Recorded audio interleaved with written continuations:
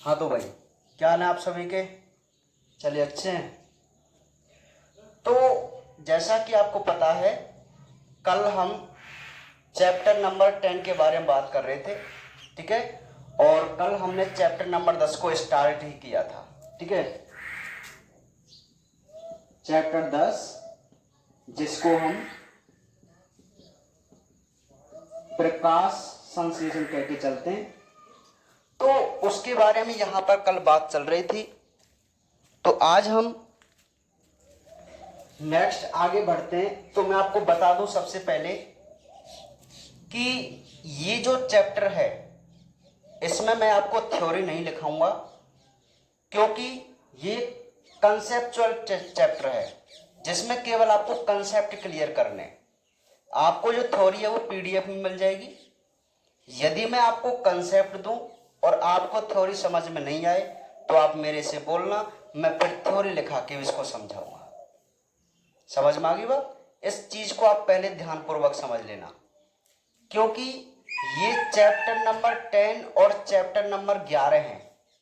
ये बहुत ही important chapter है, क्योंकि यहां से लॉन्ग टाइप का क्वेश्चन आता है। आपको रटने से काम नहीं चलेगा यहां पर। यदि आप इसके कंसेप्ट को क्लियर कर जाएं, इस चैप्टर के कंसेप्ट को यदि आप क्लियर कर जाते हैं, तो आप जो थ्योरी है उसको अपने हिसाब से भी सेट कर सकते हैं। और जब आप इसके कंसेप्ट को समझेंगे और जब आप इसकी थ्योरी देखेंगे, तो आपको बिल्कुल भी किसी भी प्रकार की दिक्कत नहीं आएगी, ठीक है। हाँ, और यहां पर हम उन्हीं चीजों को पढ़ेंगे जो हमारे लिए बोर्ड एग्जाम की दृष्टि से अत्यंत महत्वपूर्ण है और नीट की दृष्टि से भी महत्वपूर्ण है, ठीक है। बहुत ज्यादा क्वेश्चन नीट में इन चैप्टरों से आते हैं भाई, चैप्टर नंबर 10 और चैप्टर नंबर 11 से, ठीक है। हाँ, चलिए, तो आज हम कुछ बात करते हैं और अपने बहुत इंपॉर्टेंट टॉपिक पर आज पहुंच जाएंगे। उसके बारे में भी हम थोड़ा जानने की कोशिश करेंगे। तो जैसा कि हमने कल जो देखा था, वो एक तो डेफिनेशन देखी थी, और उसके अलावा हमने क्लोरोप्लास्ट की स्ट्रक्चर भी देखी थी, संरचना भी देखी थी। यहां तक हमने बात कर ली थी। वहां मैं आपको एक बात बताऊं कि कई बार नीट में एक क्वेश्चन आता रहता है, जैसा कि कल एक समीकरण था,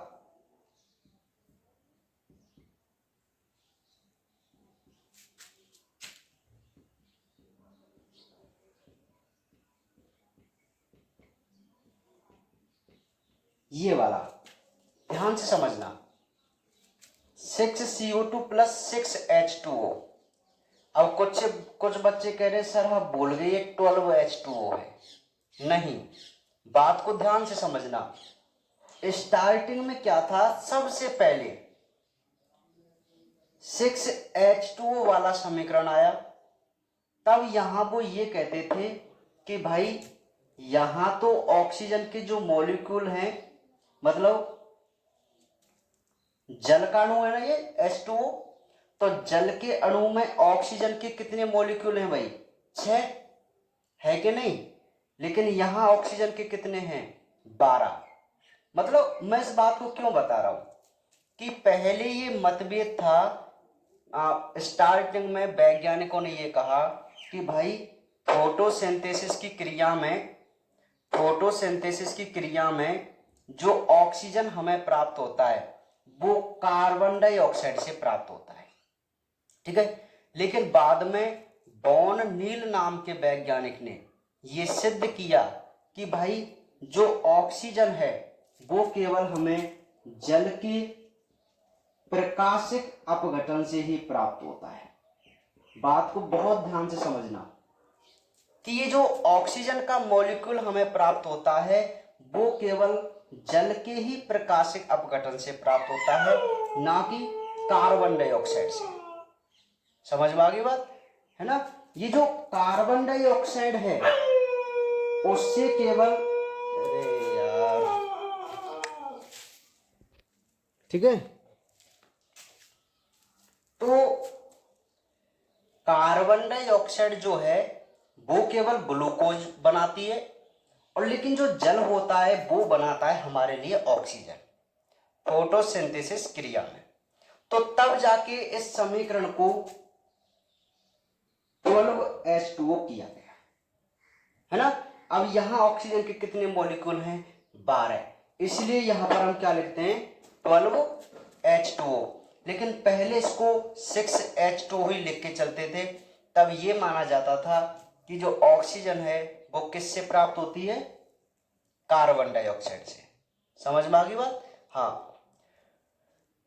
तो यहां दो क्वेश्चन आप याद रख के चलो कि फोटोसिंथेसिस रिएक्शन में जो ग्लूकोज है वो तो कार्बन डाइऑक्साइड से बनता है और जो ऑक्सीजन है वो जल से बनता है।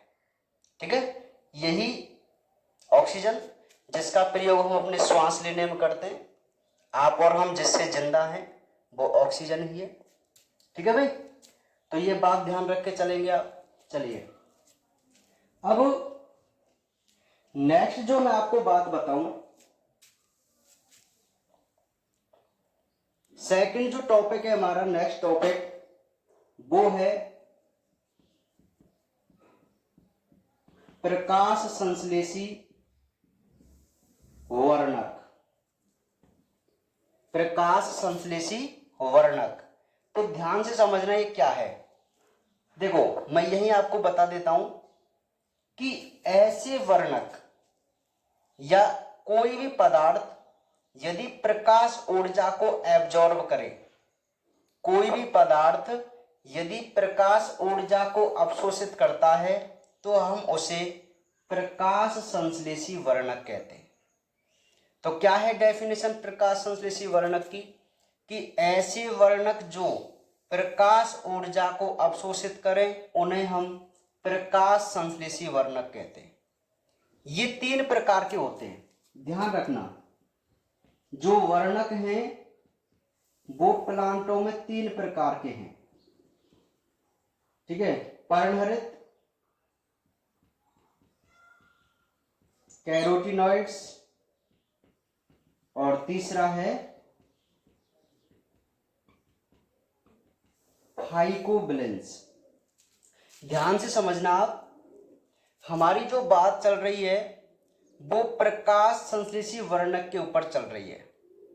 तो हमें सबसे पहले ये, अच्छा यहां से बोर्ड एग्जाम में क्वेश्चन आने के बिल्कुल भी चांस नहीं होते, और यदि कोई क्वेश्चन आया तो यहां से 1 नंबर का कोई क्वेश्चन पूछ सकता है, लेकिन कभी भी इस चैप्टर से 1 नंबर का क्वेश्चन नहीं पूछा जाता, लॉन्ग टाइप क्वेश्चन पूछा जाता है। ठीक है, तो इसलिए हम इसको पढ़ेंगे लेकिन बेसिक नॉलेज के लिए, है ना। देखिए भाई, हमें पता तो होना चाहिए कि हमारे प्लांट में कौन कौन से प्रकाश संश्लेषी वर्णक है। वर्णक तो और भी हैं, लवक, प्लास्टिड्स, लेकिन हमें तो केवल वही पढ़ने जो प्रकाश संश्लेषण में भाग लेते हैं। तो मैं आपको बता दूं, 3 वर्णक हमारे प्लांट में प्रकाश संश्लेषी होते हैं। वो कौन कौन से? पहला है क्लोरोफिल, दूसरा है कैरोटीनॉइड्स और तीसरा है फाइकोबिलेंस। ठीक है, सबसे पहले यदि हम पर्णहरित की बात करें तो मैं आपको बता दूं, यहां पर इंपॉर्टेंट पॉइंट आपको क्या पढ़ना है। देखिए, ये जो पर्णहरित होता है, सबसे पहली बात तो ये हरे रंग का होता है। कैसे रंग का होता है? हरे रंग का। और ये है मुख्य वर्णक। कैसा वर्णक है पर्णहरित? मुख्य वर्णक। ठीक है, ये वैसे तो 7 प्रकार का होता है, लेकिन हम इसके 2 ही प्रकार पढ़ते हैं। एक तो है क्लोरोफिल ए और एक है क्लोरोफिल बी। बहुत ध्यान से समझना आप कि भाई वैसे तो जो क्लोरोफिल है उसके 7 प्रकार होते हैं, लेकिन मुख्य रूप से जो क्लोरोफिल के अणु है वो हम 2 मान के चलते हैं, एक तो क्लोरोफिल ए और एक क्लोरोफिल बी। ठीक है, ये जो पर्णहरित होता है, यदि मैं इसकी संरचना की बात करूं तो संरचना में आपको इसके 2 पॉइंट याद रखने जो हमारे काम के हैं। वो क्या हैं कि इसका जो शीर्ष होता है वो तो पाइरोल वलय से बना होता है। पाइरोल वलय आपने केमिस्ट्री में पढ़ी होंगी, है ना। पायरोल वलय, और जो पूंछ इसकी होती है वो होती है फाइटोल। क्या होती है भाई? फाइटोल। ठीक है, तो ये जो क्लोरोफिल वर्णक है उसमें हमें मुख्य पॉइंट यही पढ़ के चलने थे कि भाई एक तो क्लोरोफिल हरे रंग का होता है और ये मुख्य वर्णक है। 7 प्रकार होते हैं। ठीक है, उनमें से हम 2 आप याद रखेंगे, क्लोरोफिल ए और क्लोरोफिल बी। इसकी संरचना की मैं बात करूं, आप वैसे केमिस्ट्री में भी इसको पूरा डिटेल में पढ़ेंगे, तो इसका जो सीड्स भाग होता है वो तो टेट्रा पायरोल वलय से बना होता है और इसकी जो पूंछ होती है वो फाइटोल पूंछ होती है।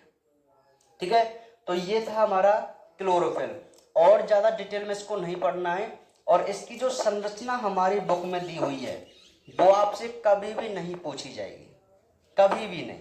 समझ में आ गई बात? हाँ, तो आप ध्यान देना चाहे मत देना, कोई बड़ी बात नहीं है। ठीक है, और वैसे हम उसको करा देंगे, ऐसी बात नहीं है।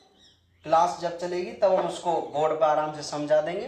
अभी मैं यहाँ समझाऊंगा तो उसमें बहुत ज़्यादा टाइम लगेगा। ठीक है, हाँ, तो ये था क्लोरोफिल जो हमें बेसिक पॉइंट के रूप में पढ़ना था। दूसरी जो बात है कैरोटीनॉइड्स की। अच्छा, मैंने क्लोरोफिल को मुख्य वर्णक कहा था ना? क्यों कहा था?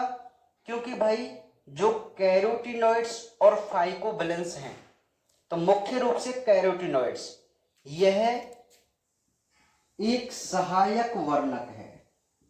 कैसा है? सहायक वर्णक। क्यों है भाई सहायक वर्णक?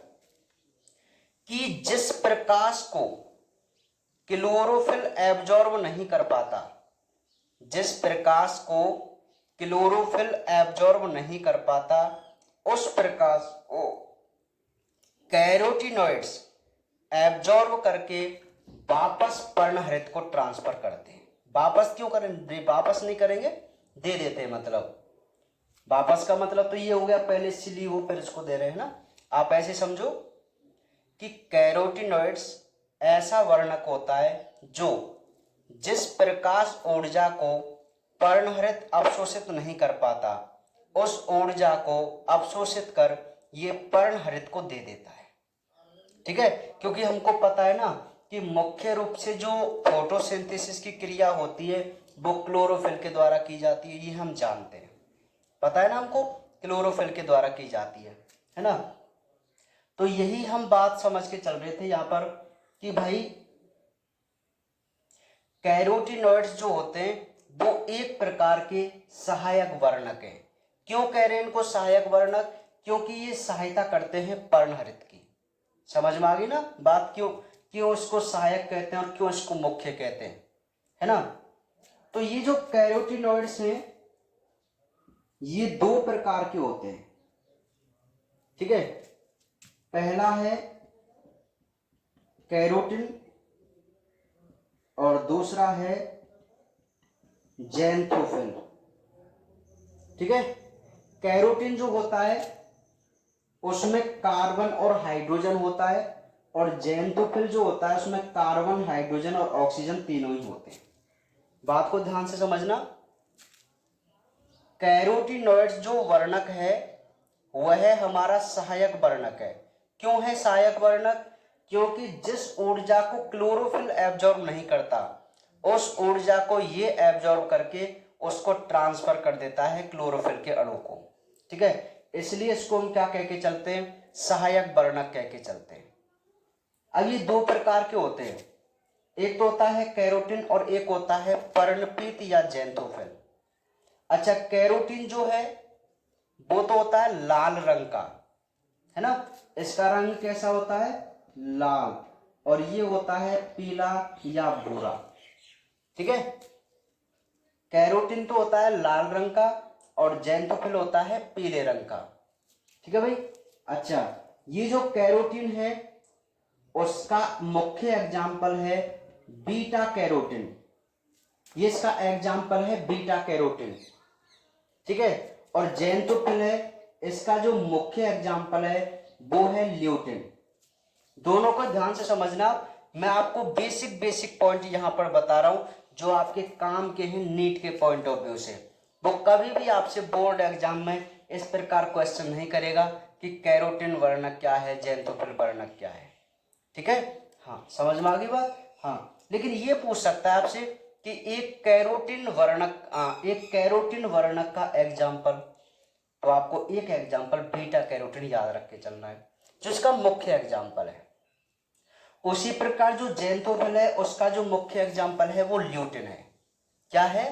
ल्यूटिन। तो बीटा कैरोटिन और ल्यूटिन, समझ में आ गई बात। अब ये जो बीटा कैरोटिन और ल्यूटिन हैं, ये ऐसे वर्णक हैं जो सभी हरे प्लांटों में पाए जाते हैं। ठीक है, इसीलिए मैंने आपको दो इंपॉर्टेंट एग्जाम्पल इनके लिखा है ना। तीसरा जो है वो है फाइकोबिलेंस। फाइकोबिलेंस ये भी दो प्रकार के होते हैं भैया फाइकोबिलेंस। यहां मैं इनकी बात कर लेता हूं, दो प्रकार की। कौन? फाइकोबिलेंस। पहला है फाइकोइरिथ्रिन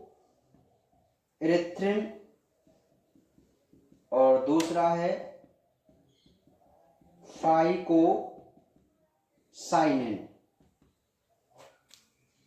ये जो फाइकोबिलेंस तीसरा वर्णक है ये 2 टाइप्स का होता है। और मुख्य बात मैं आपको बता दूं कि यह एक ऐसा वर्णक है जो किसी प्लांट में नहीं होता, केवल शैवालों में होता है। किसमें होता है? शैवालों में होता है। समझ में आ गई बात। ये भी आप याद रखना कि शैवालों में कौन सा प्रकाश संश्लेषी वर्णक होता है, तो फाइकोबिलेंस होता है। फाइको का मतलब ही शैवाल होता है, फाइकोलॉजी है ना। समझ में आ गई बात। हाँ, तो ये दो प्रकार का होता है, एक तो फाइकोइरिथ्रिन और फाइकोसाइनिन। अब मैं आपको एक बात बता दूं कि बायोलॉजी वर्ड में यदि इरिथ्रोसाइट, इरिथ्रिन आपको शब्द दिख जाए, समझ लेना रेड रंग से संबंधित है। और साइनिन शब्द दिख जाए, साइनो शब्द दिख जाए, समझ लेना नीले रंग से संबंधित है।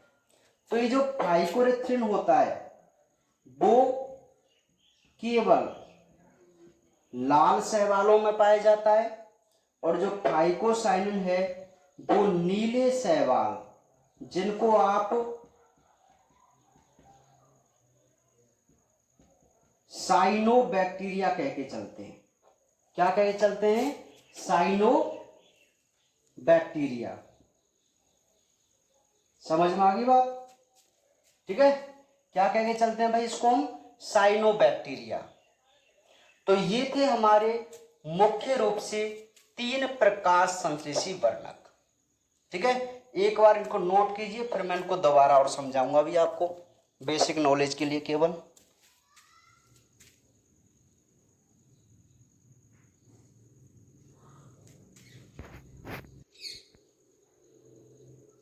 अब सही दिख रहा है क्या? ब्लैक। ठीक है, देखिए ये नोट कर लिए मुख्य मुख्य पॉइंट है जो हमें याद रखने थे। एक बार दोबारा ध्यान से आप समझने की कोशिश कीजिए कि भाई हम जो बात करने जा रहे हैं वो प्रकाश संश्लेषी वर्णक के बारे में बात करने जा रहे हैं, क्योंकि हम इन चैप्टरों में बिल्कुल क्रमवाइज हर चीज को पढ़ेंगे, हर पॉइंट को समझने की कोशिश करेंगे। भाई हमें यदि अपने मुख्य रूप पे पहुंचना है तो सबसे पहले कुछ छोटी छोटी बातों को जानना जरूरी है। जैसे मैं आपको एक बात और यहां पर बता दूं कि हमने जो ग्लूकोज बनाया था फोटोसिंथेसिस में, तो उसी पूरे समीकरण से हम एक पूरे चैप्टर का निर्माण करेंगे। अर्थात हमने जो एक समीकरण देखा था ना, उस पूरे समीकरण के ऊपर ये पूरा एक चैप्टर है। अर्थात हमें ये समझना है कि किस प्रकार हम ग्लूकोज बनाएंगे। हम ग्लूकोज बनाना सीखेंगे कि आखिर प्लांट किस प्रकार CO2 और H2O से ग्लूकोज और ऑक्सीजन बनाते हैं। जब हम ये काम सीख ले जाएंगे ना कि इस प्रकार बनाते हैं, तब हमारा चैप्टर कंप्लीट हो जाएगा। समझ में आ गई बात। ये हमारा उद्देश्य है। तो देखिए हम उसी को समझने के लिए सबसे पहले कुछ छोटी छोटी बातों को सीख रहे हैं, जिसमें हमने सबसे पहले ये देखा कि भाई फोटोसिंथेसिस की जो क्रिया होती है वो कहाँ होती है। तो हमने मुख्य रूप से ओवरऑल पढ़ा कि भाई क्लोरोप्लास्ट में, हरित लवक में। अब हरित लवक के अंदर गए तो हमें वहां ग्रेना दिखाई दिया, तो हम बोलेंगे सर ग्रेना में होती है। अब ग्रेना क्या है? अरे भाई जो थाइलेकॉइड है उसका ग्रुप है ग्रेना, है ना। अब जो थाइलेकॉइड है उस थाइलेकॉइड के अंदर भी कुछ गोलाकार संरचना जिनको हम क्वांटासोम कह के चल रहे थे, और उन क्वांटासोम के अंदर थे क्लोरोफिल। तो मुख्य रूप से जो फोटोसिंथेसिस की क्रिया होती थी वो क्लोरोफिल के अंदर होती थी। तो आप ऐसे नहीं कह सकते क्या कि सर क्लोरोफिल में भी होती है। यदि हम बड़े रूप में बात करें तो ग्रेना में भी होती है, और बड़े रूप में बात करें तो ओवरऑल क्लोरोप्लास्ट में होती है। नहीं आई बात समझ में? भाई आप ये भी तो कह सकते हैं कि कोशिका का क्लोरोप्लास्ट एक ऐसा अंगक है जहां फोटोसिंथेसिस की क्रिया होती है ना। और उसके अंदर ग्रेना ऐसा पार्ट है जहां फोटोसिंथेसिस, और ग्रेना के अंदर कौन? पर्णहरित। ठीक है, तो आप कुछ भी कह सकते हैं। फिर उसके बाद हम देख रहे हैं कि भाई प्रकाश संश्लेषण करने वाले वर्णक कौन कौन से प्लांट में। तो हमने देखा कि भाई 3 वर्णक होते हैं जो फोटोसिंथेसिस की क्रिया को करते हैं। पहला है क्लोरोफिल, दूसरा है कैरोटीनॉइड्स, तीसरा है फाइकोवैलेंस। जो पर्णहरित है वो मुख्य वर्णक होता है, जबकि कैरोटीनॉइड्स सहायक वर्णक होता है। पर्णहरित हरे रंग का होता है और ये 7 प्रकार का होता है, जिसमें मुख्य क्लोरोफिल ए और क्लोरोफिल बी हमें याद रखना है ना। नेक्स्ट है कैरोटीनॉइड्स।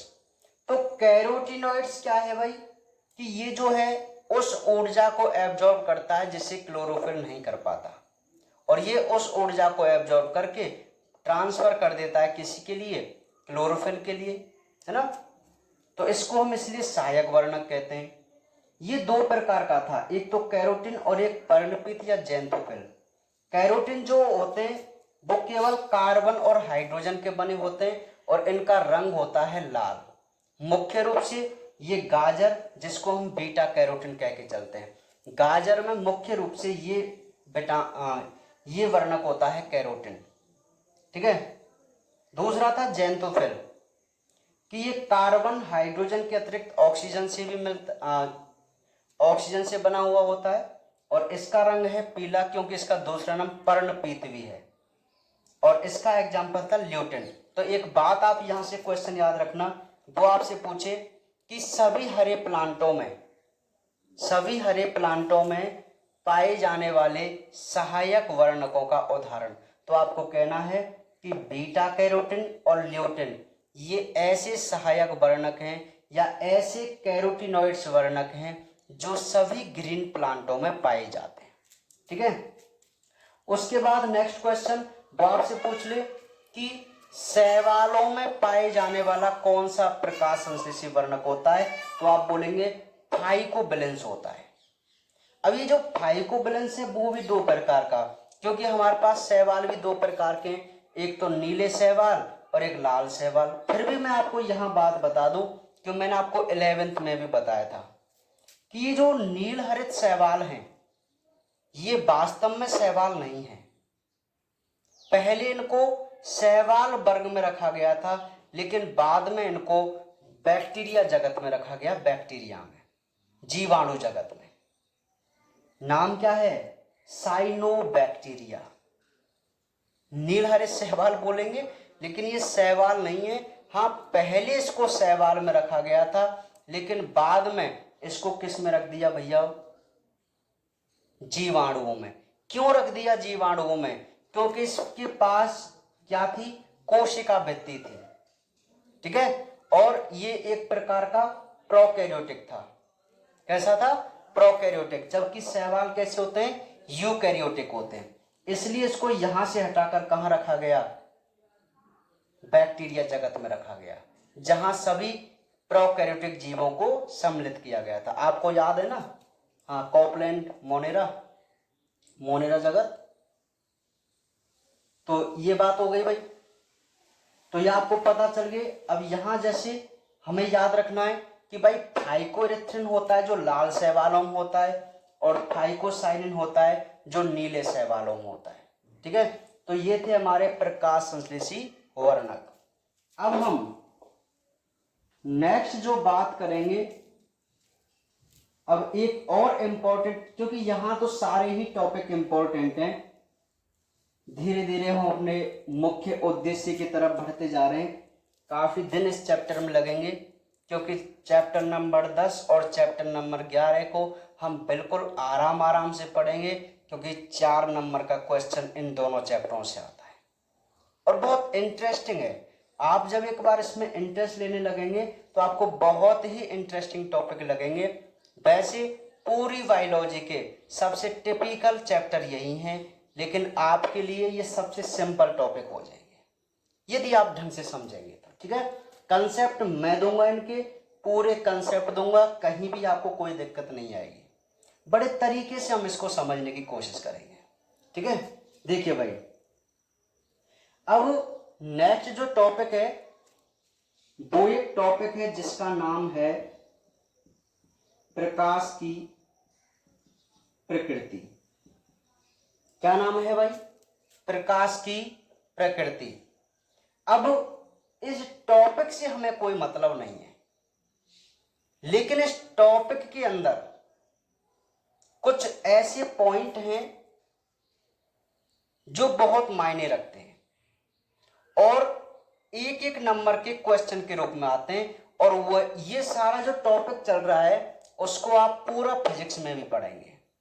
ये जो प्रकाश की प्रकृति वाला है, शायद जब ऑप्टिक्स चलेगा आपके फिजिक्स में तब शायद आपको बताएंगे, या मुझे नहीं पता कौन से चैप्टर में आपके फिजिक्स के। ठीक है, लेकिन आप पढ़ेंगे, मुझे इतना पता है ना, है फिजिक्स में ये। तो देखिए प्रकाश की प्रकृति, तो यहां पर कुछ बेसिक पॉइंट हम यहां पर लिखेंगे और उन्हीं पॉइंटों से आपके क्वेश्चन बनते। तो देखिए,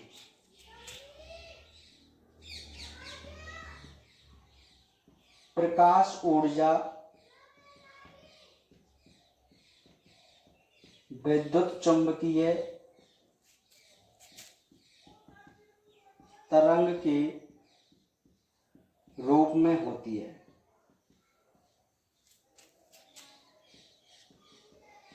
ये तरंग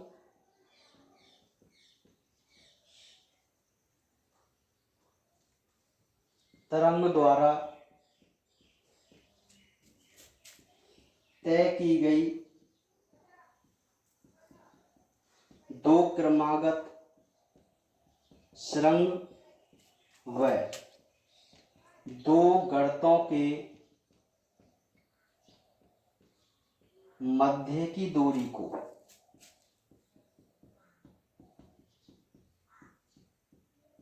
तरंग दैर्घ्य कहते हैं। ठीक है, नेक्स्ट पॉइंट, प्रकाश ऊर्जा का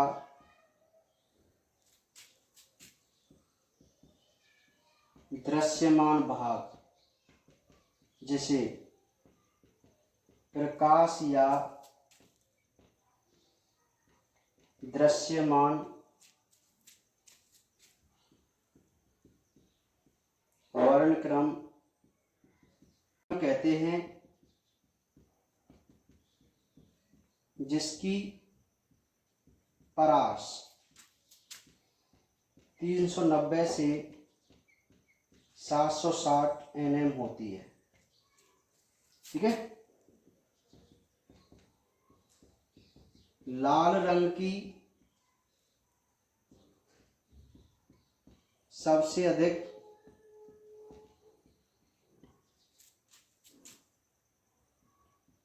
660 से 780 nm व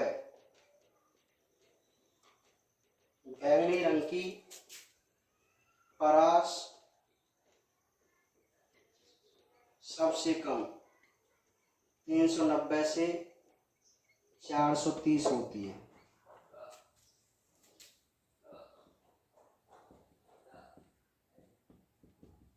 लाल रंग से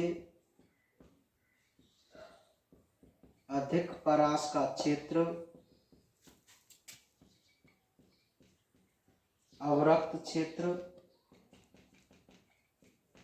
तथा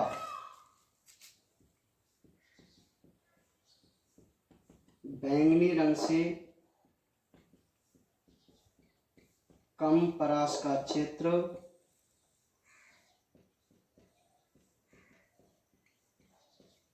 पराबैंगनी क्षेत्र कहलाता है। देखिए, प्रकाश की प्रकृति में जो हम कुछ मुख्य पॉइंट समझने की कोशिश करेंगे, तो उनको मैंने अभी आधे पॉइंट यहाँ पर लिखे हैं, पहले इनको समझते हैं, फिर उनके बाद आधे पॉइंटों की बात करते हैं, है ना। ध्यान समझो, यहां हमें टॉपिक से कोई मतलब नहीं है। यहां जो मैंने हर पॉइंट लिखे हैं, उन पॉइंटों को हमें पढ़ना है और याद करना है, क्योंकि यहां से कोई भी एक नंबर का क्वेश्चन के रूप में आ सकता है। तो देखिए, सबसे पहली बात, आपने इसे फिजिक्स में पढ़ा होगा कि भाई लैम्बडा क्या है। सबसे पहला क्वेश्चन वो आपसे यही पूछता है कि भाई तरंग दैर्घ्य क्या है। तो पहली बात कि जो प्रकाश ऊर्जा होती है वो विद्युत चुंबकीय तरंगों के रूप में होती है, पक्की बात है। प्रकाश ऊर्जा विद्युत चुंबकीय तरंगों के रूप में होती है। तो ये जो विद्युत चुंबकीय तरंग होते हैं, यदि लगातार सुरंग और गर्त, जैसे आपने देखे होंगे ये सुरंग होते हैं, ये सुरंग है और ये गर्त है कि नहीं। आप जानते हैं ना, फिजिक्स में आपने पढ़ा है, ये गर्त है और ये सुरंग है ना। तो एक विद्युत चुंबकीय तरंगों के द्वारा दो क्रमागत सुरंग और गर्त की दूरी यदि तय कर ली जाए, तो उस दूरी को हम उसकी तरंग दैर्घ्य परास कहते हैं या लैम्बडा कहते हैं। ठीक है, तो यह परिभाषा आप सभी जानते हैं, फिजिक्स में आपने बहुत अच्छी तरह से इसको और पढ़ा होगा। ठीक है, तो सबसे पहली डेफिनेशन तो आपको याद रखनी है तरंग दैर्घ्य की। तो बहुत सिंपल सी बात है कि विद्युत चुंबकीय तरंगों के द्वारा दो क्रमागत सुरंग और दो क्रमागत गर्तों के मध्य की जो दूरी तय की जाती है उसे हम तरंग दैर्घ्य कहते हैं। पहला क्वेश्चन।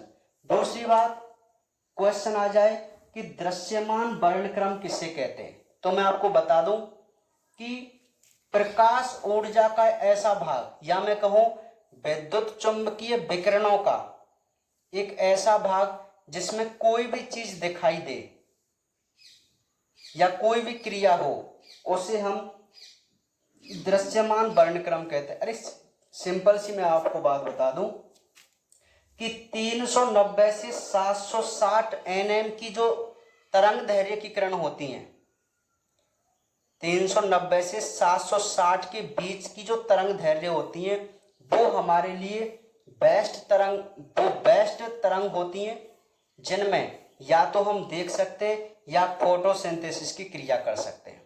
तो इस भाग को 390 से 760 nm के बीच के भाग को हम दृश्यमान वर्णक्रम कहते हैं। आप ये भी जानते हैं। ठीक है, नेक्स्ट बात कि जो रेड कलर की किरण होती हैं, रेड कलर की, लाल रंग की किरण, उनकी तरंग दैर्घ्य सबसे अधिक होती है। कितना मान होता है? 660 से 780 nm।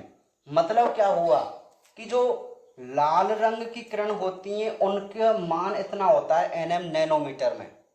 तो उन किरणों की जो तरंग दैर्घ्य वो सबसे अधिक है लाल किरणों की, और सबसे ज्यादा बेस्ट एब्जॉर्ब होती हैं, और सबसे ज्यादा फोटोसिंथेसिस की क्रिया रेड कलर में ही होती है।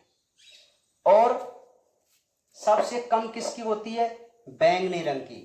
अरे आप जानते हैं भाई, सबसे ज्यादा लैम्बडा रेड कलर की, सबसे कम लैम्बडा बैंगनी कलर की। कितनी? आप मान याद रखो, 390 से 660 से 780 तो होती है रेड कलर की, और 390 से 430 होती है बैंगनी कलर की। ठीक है, समझ में आ गई बात। Next point.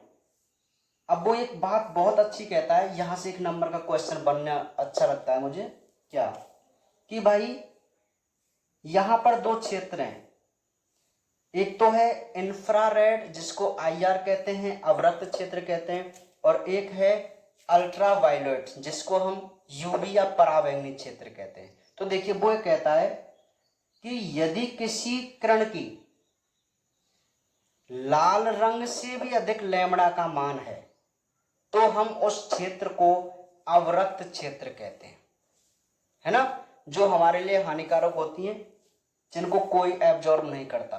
ठीक है, हाँ, मतलब एब्जॉर्ब तो करेगा लेकिन हमारे लिए बेस्ट नहीं होती फोटोसिंथेसिस के लिए और उनके लिए ना। तो सिंपल सी बात वो कहता है यदि किसी तरंगों की लैम्बडा का मान लाल रंग से भी अधिक है तो हम उस क्षेत्र को अवरक्त क्षेत्र कहते हैं, और यदि बैंगनी रंग से कम है तो हम उसे पराबैंगनी क्षेत्र कहते हैं। अर्थात जो हमारी अल्ट्रावायलेट रेज होती हैं, जो हमारे लिए बहुत ही हानिकारक होती हैं, उनकी लैम्बडा का मान 390 से भी कम होता है, क्योंकि बैंगनी रंग की 390 से स्टार्ट होती है, तो इससे भी कम, तो मतलब 390 से कम। ठीक है, उस क्षेत्र को आप क्या बोलेंगे? पराबैंगनी क्षेत्र बोलेंगे। तो ये पॉइंट आपको समझ में आ गए, यहां तक कोई दिक्कत वाली बात नहीं है। ठीक है, नेक्स्ट हम पॉइंट और पढ़ते हैं।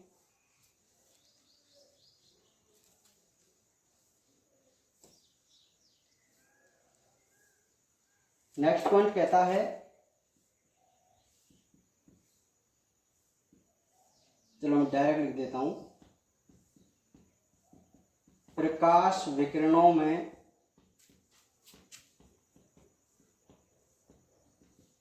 उच्च ऊर्जा के कण होते हैं जिन्हें फोटोन कहते हैं। क्या कहते हैं भाई? फोटोन। क्या बोलते हैं? फोटोन। ठीक है,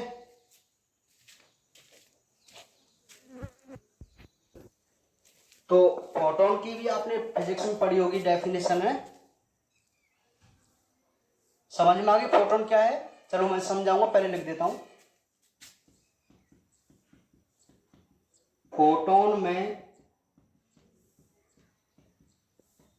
निहित ऊर्जा क्वांटम कहलाती है। ठीक है, क्वांटम कहलाती है ना।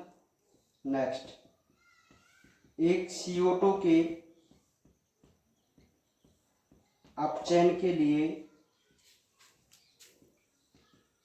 8 फोटोन, या मैं कह सकता हूं क्वांटम की आवश्यकता होती है। इसे क्वांटम आवश्यकता कहते हैं। एक फोटोन को व्यय करने से जितने O2 अणु मुक्त होते हैं उसे क्वांटम उत्पादन कहते हैं। नेक्स्ट, प्रकाश संश्लेषण लाल व बैंगनी रंग में होता है, हरे रंग में इसकी दर 0 होती है। देखिए भाई, ये जो हमने पॉइंट पढ़े, इससे पहले हमने 3-4 पॉइंट पढ़े जहां पर हमने प्रकाश की प्रकृति में कुछ लैम्बडा के बारे में मुख्य रूप से बात की थी। एक तो लैम्बडा की परिभाषा देखी, और लाल रंग और बैंगनी रंग के लिए लैम्बडा का मान देखा, जो हमें मुख्य रूप से याद रखना था। अब यहां पर नेक्स्ट पॉइंट क्या है कि जो विद्युत चुंबकीय विकिरण, या मैं कहूं प्रकाश किरण जो होती है, उनमें उच्च ऊर्जा के कण होते हैं। तो उच्च ऊर्जा के कणों को हम क्या कहते हैं? फोटोन कहते हैं। फोटोन क्या है? सिंपली आप बोलेंगे कि प्रकाश किरणों में जो उच्च ऊर्जा के कण होते हैं उन्हें हम फोटोन कहते हैं। और एक फोटोन अणु में जितनी ऊर्जा होती है उस ऊर्जा को हम क्वांटम कहते हैं। तो एक बहुत सिंपल सी परिभाषा हो जाती है क्वांटम की कि भाई क्वांटम क्या है, तो फोटोन में निहित ऊर्जा क्वांटम कहलाती है। क्वांटासोम की बात नहीं कर रहा मैं, क्वांटम की बात कर रहा हूं।